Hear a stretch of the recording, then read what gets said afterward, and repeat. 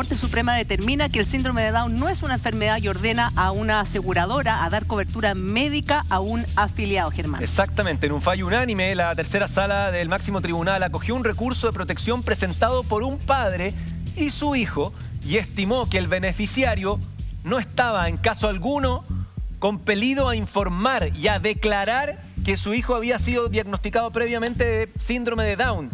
¿Por qué? Porque para el tribunal esto no es catalogado como una enfermedad y no es necesario declararlo en ese papel que uno tiene que declarar de enfermedades previas. Es un fallo histórico, Juli.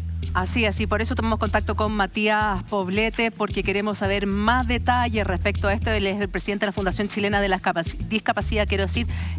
Matías, gracias por estar con nosotros. ¿Qué significa este fallo finalmente y cómo lo toman ustedes como Fundación Chilena de la Discapacidad? Hola, ¿qué tal? ¿Cómo están? Quiero la invitación que nos hacen a este programa y saludar a todas las personas que nos están viendo a través del canal La Red. Mira, para nosotros como Fundación Chilena para la Discapacidad, este es un fallo bastante importante que va a generar un precedente en cuanto a las prestaciones de salud para las personas en situación de discapacidad, porque por mucho tiempo se han discriminado en el acceso a la salud por considerarse sus condiciones particulares, ¿cierto?, asociadas a la discapacidad como patologías, preexistencias que limitan el acceso a los distintos seguros médicos, a las distintas prestaciones que existen a nivel de salud por las aseguradoras. Sin embargo, también sabemos que este fallo es circunstancial, no es una ley. Este fallo está solo en torno a este recurso que colocó el padre de este niño con síndrome de Down, pero esperamos que los legisladores tomen nota y pronto saquen una normativa respecto de la regulación de este asunto. Exacto. De eso mismo te quería preguntar, Matías, porque efectivamente esto puede sentar un precedente para la conversación diaria de todos nosotros, pero no es algo que venga a ser un antes y un después en la vida de las personas con algún tipo de discapacidad. ¿Qué dice el Congreso respecto de esta materia? ¿Ustedes han tenido acercamientos con parlamentarios? ¿Hay alguna intención de cambiar esta situación o la verdad es que están más bien reacios? Bueno, lo que ocurre es que este pronunciamiento, ¿cierto?, de la Corte Suprema no es una normativa, es un precedente del cual se va a considerar de manera de otras decisiones que se tengan que tomar. Pero lo que va a pasar aquí es que cada persona que se vea discriminada va a tener que poner un recurso, claro, ¿cierto?, y que proceder a fallar en torno al mérito del caso. Hoy día el Congreso, ¿cierto?, no tiene un pronunciamiento respecto de este asunto. Nosotros queremos reunirnos con algunos parlamentarios para que pronto podamos sacar una normativa que proteja el acceso a la salud para las personas en situación de discapacidad. Hay que entender que en el caso de los niños, las prestaciones de los kinesiólogos, de los fonoaudiólogos, de los neurólogos, son bastante importantes en casos de discapacidad para su atención temprana y su futura inclusión, ¿cierto?, en la sociedad, para poder tener una mejor educación, para tener mejores oportunidades. Lo que se hace entre los 0 y los 6 años es bastante importante. Justamente te iba a preguntar eso, Matías. ¿Cuál es la cobertura que actualmente tiene una familia, un paciente, una persona con síndrome de Down? ¿Tiene muchas limitantes de parte de la ISAPRE?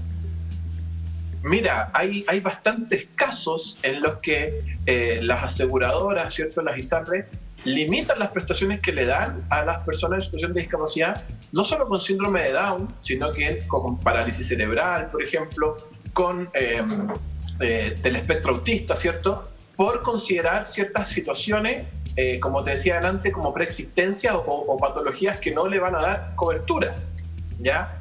Y esto también pasa en los casos de las mutualidades, cuando hoy día las personas en situación de discapacidad, gracias a la ley 21.015, que establece, ¿cierto?, que las empresas y las instituciones públicas de 100 trabajadores y más deban contratar a personas con discapacidad. Cuando estas personas con discapacidad tienen accidentes laborales, muchas mutualidades no reciben, ¿cierto?, estas personas cuando se accidentan, porque consideran que esos accidentes, valga la redundancia, son parte de su condición de salud y no un accidente laboral propiamente tal. Absurdo.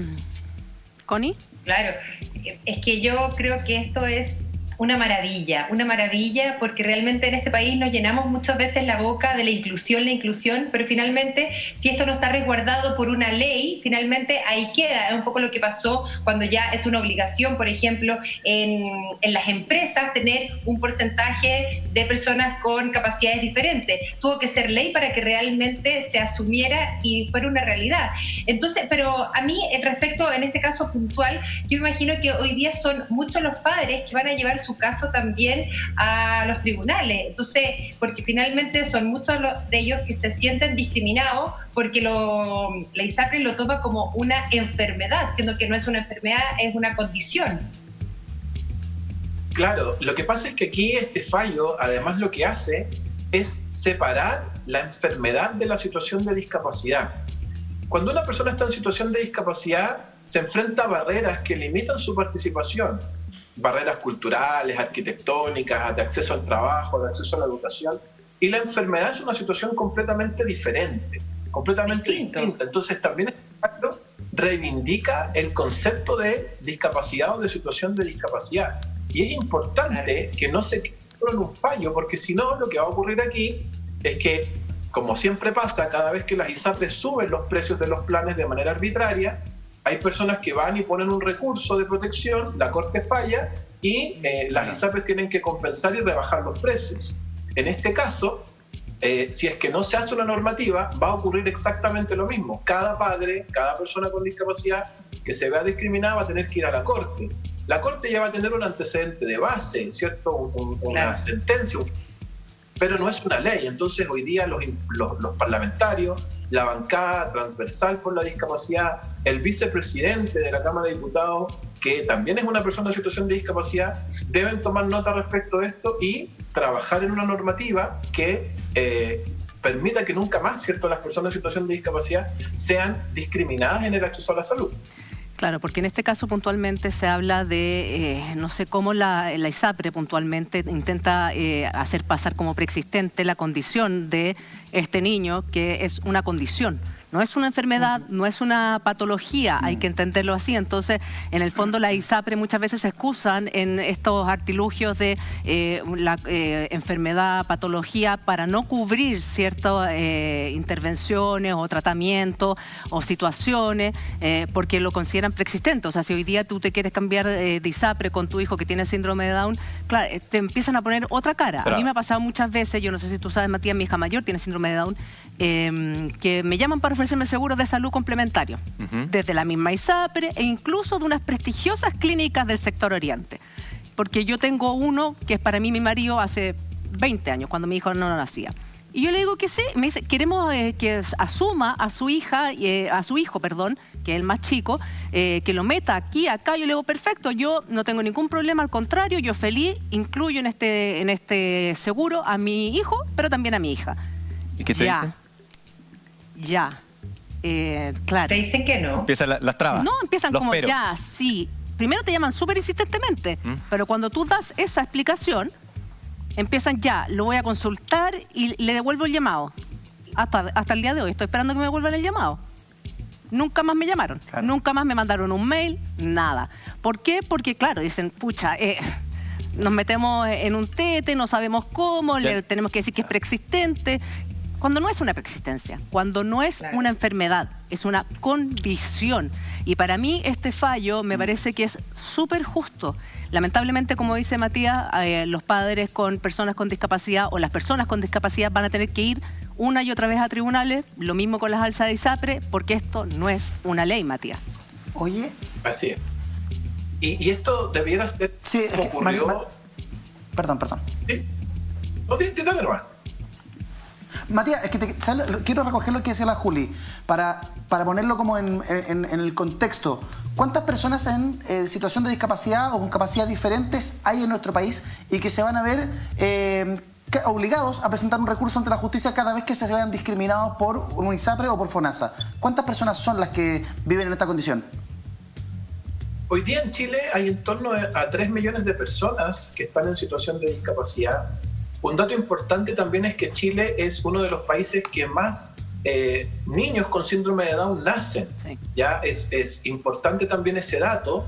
Y por otro lado, también es importante considerar que así como se puso fin a la discriminación en los valores de los seguros de salud entre hombres y mujeres, también hay que regular, ¿cierto? Vuelvo a decir, que se ponga fin a la discriminación entre personas con y sin discapacidad en el acceso a la salud. Claro, esto es importante que los diputados, los senadores que van siempre al programa o que nos ven, se pongan las pilas con este tema, porque si vamos a tener que llenar los tribunales a cada rato y que los tribunales constantemente estén favoreciendo a esas personas, que es lo que corresponde, hagámosla corta, hagámosla como corresponde y cambiemos la legislación en torno a esa materia. Pero es que yo no entiendo, también, yo no sé qué parte no entienden las aseguradoras que llevan esto a la corte por tratar de no pagar, porque hasta la misma Organización Mundial de la Salud, todo el mundo sabe que en este caso puntualmente las personas con síndrome de Down son unas personas que tienen una condición particular. No es una enfermedad, no es una patología. Entonces, acá me parece que también hay una especie de viveza por parte de esta aseguradora puntualmente para no cubrir un tratamiento que tiene que cubrir. Claro, porque le arruina el negocio, les provoca más gastos, no sé. En definitiva, no es el cliente ideal. Claro, exacto. Eso es. Claro. Si los clientes...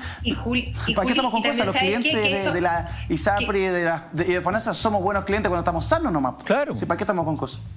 Y sabes que no quiero dejar pasar este momento, que esto no solamente lo llevemos al tema de la salud, sino que también de la educación, porque a mí me parece que es una vergüenza porque el síndrome de Down o de diferentes discapacidades en algunos colegios te cobran un extra, de repente te cobran hasta el doble de lo que paga otro niño, y eso para mí también yo creo que debería ser súper justo que se llevara a tribunales y que esos padres pagaran exactamente lo mismo y no tengan que estar pagando más, porque es súper importante hablar de que esto no es una enfermedad, sino que es solo una condición. Entonces, ojalá de que en distintos escenarios del día a día, de la vida cotidiana, en el fondo existan este tipo de fallos. Ahora lo vemos en salud, pero sería una maravilla que también se llevara al plano de la educación. Es que en el plano de educación, Connie, a veces los colegios te cobran más porque tienen terapeuta, tienen personas especialistas que van ayudando en el proceso de aprendizaje. Por eso de repente los colegios te cobran más. El punto y la realidad es que, y Matías nos puede hablar mucho mejor, respecto a cómo se enfrentan las personas, los jóvenes o los niños en situación de discapacidad para poder ingresar a los colegios. O sea, eso ya es un mundo. ¿Hay cupo? Esa es la primera pregunta. ¿Hay cupo, Matías? Mira, primero decir que no existe una razón, desde nuestro punto de vista como fundación, para que un establecimiento educacional de carácter privado cobre más por un estudiante en situación de discapacidad. Porque si eso ocurre, una desigualdad en el derecho al acceso a la educación. Es importante que los establecimientos educacionales públicos, privados, particulares subvencionados, mantengan una educación que sea de carácter inclusivo, que incorpora a estudiantes con y sin discapacidad. Y también es súper importante que las escuelas especiales vayan también modificando el foco de trabajo que tienen. Hoy día las escuelas especiales, muchas de ellas son guarderías. Están ahí los jóvenes hasta los 26 años de edad, no salen con un título que les certifique algo homologable al cuarto medio, e incluso, y discúlpame cómo lo voy a decir, yo espero que nadie se moleste por esto, pero hay estudiantes que cuando salen de la escuela especial, la certificación que tienen es como que hubieran hecho un curso de peluquería en una junta de vecinos, habiendo estado 26 años y comparando el curso de peluquería que puede durar 30, 40 o 50 horas, ¿ya? O quizás puede durar, no sé, 100 horas o un año, pero estar 26 años en una escuela especial y después salir al mercado laboral a buscar un empleo sin tener un certificado que el empleador lo considere y sin haber desarrollado las competencias para incorporarse al mundo del trabajo, también es una situación que pone en una posición de exclusión a las personas en situación de discapacidad, ¿ya? Hay escuelas especiales que hacen un muy buen trabajo, que hacen un desarrollo de habilidades importantes, que también incorporan a las personas en situación de discapacidad al mundo laboral, pero no son la mayoría. En la educación regular, hoy día, en las escuelas que son municipales, ¿cierto?, o particulares subvencionados, tienen acceso a los programas de integración escolar, que muchas veces esos programas de integración escolar tratan de hacer grandes esfuerzos por tener una educación inclusiva, pero no lo logran porque el propio sistema educativo los va aislando. Claro. El currículum que tiene un exceso de contenido, el CINCE, ¿cierto?, que deja fuera a muchos estudiantes en situación de discapacidad, y los cupos también son pocos. Hay que entender que por curso la normativa establece, el decreto 170 que regula los programas de integración escolar, establece que solamente pueden haber 2 estudiantes en situación de discapacidad por curso, pero tampoco un colegio recibe generalmente en todos los cursos estudiantes en situación de discapacidad, porque no tienen infraestructura, no tienen el personal adecuado y por distintas razones. Ahora, los establecimientos educacionales no le dicen directamente a los papás, sabe que no lo vamos a recibir, sino que les dicen, sabe que su hijo va a estar mejor en otro lado antes que aquí. Piense bien si lo quiere matricular en este colegio. Nosotros creemos que él debería estar en otro lugar. Y de esa manera los establecimientos educacionales se van librando de la responsabilidad de hacer inclusión educativa. Matías, nos queda muchísimo, pero muchísimo que avanzar en este tema, pero por lo menos esto fue una buena noticia, lo de la Corte Suprema en un fallo unánime. Te queremos agradecer, Matías Poblete, presidente de la Fundación Chilena para la Discapacidad, por tu tiempo y esperamos que tengas un excelente fin de semana. Muchas gracias y quiero aprovechar de pasar un datito cortito. Personas con discapacidad que quieran capacitarse, visiten nuestro sitio web www.fchd.cl. Tenemos cursos que les pueden interesar online para la inclusión laboral. Buenísimo, muchas gracias. Que esté muy bien, Matías. Gracias, Matías.